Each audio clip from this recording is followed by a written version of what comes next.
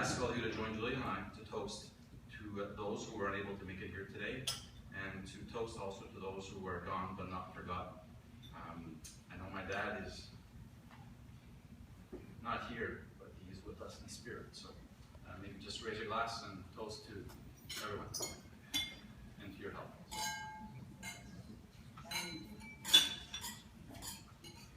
It makes me the happiest man alive to be able to stand here and say that on behalf of my wife, that's the first time that I say it. It's fun. And I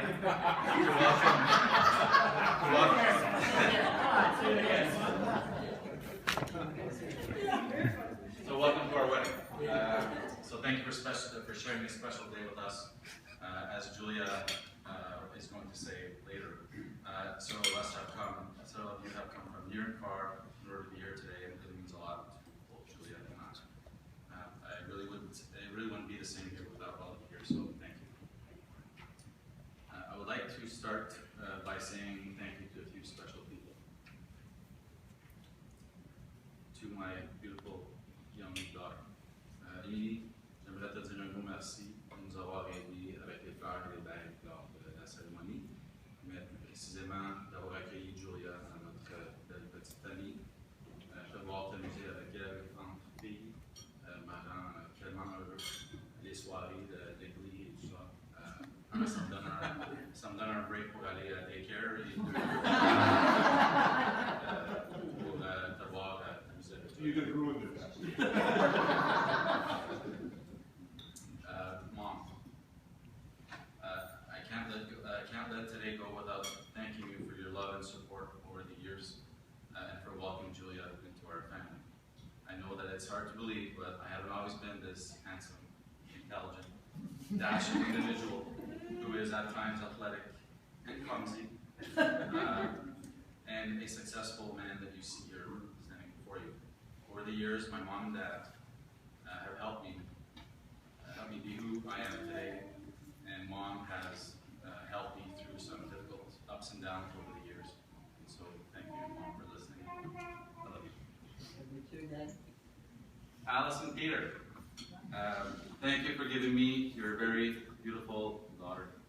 I will stay true to my promise to you, Peter, and I will take care of your Julia. I promised you this when we first met almost a few years ago, and will entertain the idea of doing everything she tells me to do. Even if that involves cleaning.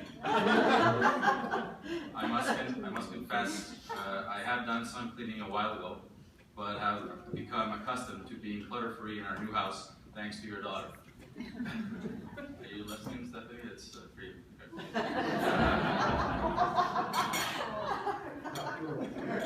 Now, most importantly, I would like to say a few words about this amazing, beautiful woman that is standing next to me, but she's standing over there, who I am so proud and very lucky to be calling my wife today. There was a time in a not so distant past, I thought that love no longer existed, but after meeting Julia Margot Hughes, I found that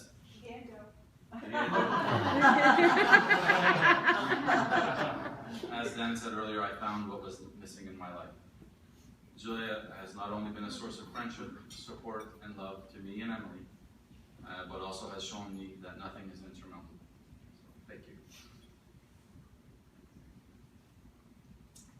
As you may have read on our wedding website, and if you haven't seen our website, please do go and visit it, because Julia did an amazing job on the website. Julia and I first crossed paths at work, and I would like to say a special thank you to Derek for pushing me to ask Julia to go out with me. It wasn't easy, but I did it. Julia's persona at work made me notice her as she stood tall and confident. As I got to know her, I realized how very similar we were. Our interests and our morals and values and family values were so much the same. These similar interests got us to taking walks at lunch and sticking out at the office to get coffees. I used to drink a lot more coffee back then. I don't know why. I guess I didn't want to work. These encounters made me realize how lucky I was to be in the company of such a great person, and I decided to take the chance and ask her out. eventually, and when I say eventually, I have to say eventually. It took a bit of time. I garnered enough courage to ask her out, and her response was a very polite, "Sorry, I don't date people I work with."